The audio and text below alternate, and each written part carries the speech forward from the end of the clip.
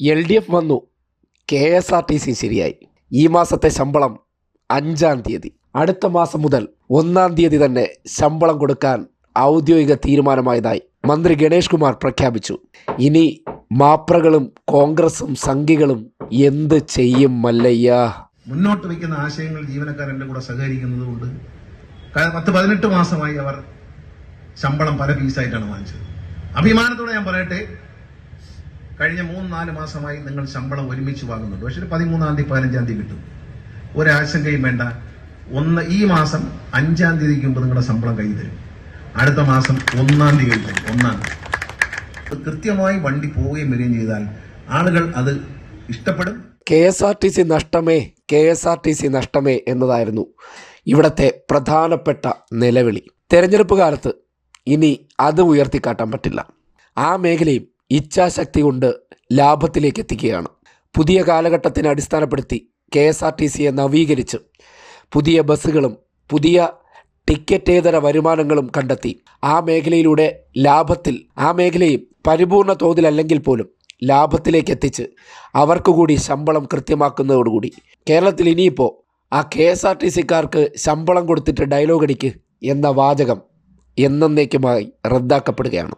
LDF വരും, എല്ലാം ശരിയാകുമെന്ന് പറഞ്ഞതിൻ്റെ അടിസ്ഥാനം ഇതാണ്. ഒറ്റ ദിവസം കൊണ്ടല്ല, ഇച്ചിരി സമയമെടുക്കുന്നേ. കുത്തഴിഞ്ഞ് കിടന്ന സംവിധാനങ്ങളല്ലേ, ആ സംവിധാനങ്ങളെ നന്നാക്കാൻ മാന്ത്രിക വടി കൊണ്ട് പറ്റില്ലല്ലോ.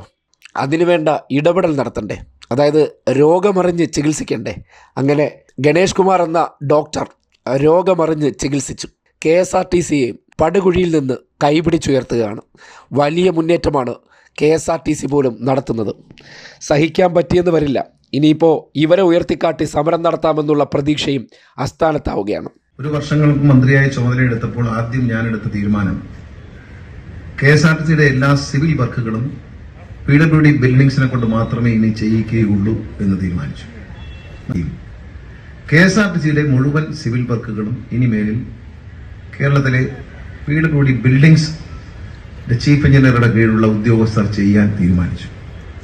ബഹുമാനപ്പെട്ട PWD മന്ത്രിയുടെ ഇടപെടലിന്റെ ഭാഗമായി യാതൊരുവിധ സെന്റേജ് ചാർജുകളും ഇല്ലാതെ ഗവൺമെന്റ് മന്ദിരങ്ങൾ നിർമ്മിക്കുന്ന അതേ മാനദണ്ഡത്തിൽ KSRTCയുടെ മുഴുവൻ വർക്കുകളും ഇനി PWD ചെയ്യുമെന്ന് തീരുമാനിച്ചു. മുന്നോട്ട് വയ്ക്കുന്ന ആശയങ്ങൾ ജീവനക്കാരൻ്റെ കൂടെ സഹകരിക്കുന്നത് കൊണ്ട് 10-18 മാസമായി അവർ ശമ്പളം പല പീസായിട്ടാണ് വാങ്ങിച്ചത്. അഭിമാനത്തോടെ ഞാൻ പറയട്ടെ, കഴിഞ്ഞ 3-4 മാസമായി നിങ്ങൾ ശമ്പളം ഒരുമിച്ച് വാങ്ങുന്നുണ്ട്. പക്ഷേ 13-ാം തീയതി 15-ാം തീയതി കിട്ടും. ഒരാശങ്കയും വേണ്ട. ഈ മാസം 5-ാം തീയതിക്ക് മുമ്പ് നിങ്ങളുടെ ശമ്പളം കയ്യിൽ തരും. അടുത്ത മാസം 1-ാം തീയതി തരും. 1-ാം തീയതി കൃത്യമായി വണ്ടി പോവുകയും വരികയും ചെയ്താൽ ആളുകൾ അത് ഇഷ്ടപ്പെടും.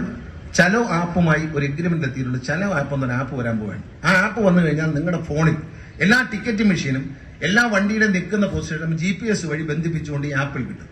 റെയിൽവേയുടെ ആപ്പ് പോലെ ഈ ആപ്പ് നിങ്ങൾ ഡൗൺലോഡ് ചെയ്താൽ ഓരോ യാത്രക്കാർക്കും ചങ്ങനാശ്ശേരിയിലേക്ക് വരാൻ പോകുന്ന ബസ്സുകളുടെ സമയം കാണാൻ പറ്റും. അതായത് ഒരു വണ്ടി തിരുവല്ല പാസ് ചെയ്തു, ആ വണ്ടിയിൽ സീറ്റ് ഉണ്ടോ, ഇരിക്കാൻ പറ്റുമോ, ഉണ്ടെങ്കിൽ അപ്പോൾ തന്നെ റിസർവ് ചെയ്യാൻ കഴിയുന്ന സംവിധാനത്തോടുകൂടി ചലോ ആപ്പ് 2-3 മാസത്തിനുള്ളിൽ കേരളം മുഴുവൻ വ്യാപകമായി വരും. അത് വരുന്നതോടുകൂടി ഈ വരിയായിട്ടുള്ള ബസ് ഓടിക്കും. ഒരു വണ്ടി അങ്ങോട്ട് പോകുന്നു, അതേ വഴിക്ക് തൊട്ട് പറയാൻ പറയാൻ വണ്ടി ഈ പരിപാടി അങ്ങ് നിൽക്കും. കാരണം നമ്മൾ GPS വെച്ച് മോണിറ്റർ, ഇപ്പൊ മാനുവലായിട്ട് തന്നെ മോണിറ്റർ MDയുടെ നേതൃത്വത്തിൽ വരിയായിട്ട് പോകുന്ന വണ്ടികൾ കണ്ടെത്തി അതിനെ മാറ്റാനുള്ള നടപടി സ്വീകരിച്ചിരിക്കുക. ജീവനക്കാർക്കും നാട്ടുകാരുടെ സഹകരണം ഉണ്ടെങ്കിൽ കഴിയും എന്നാണ് എന്റെ വിശ്വാസം.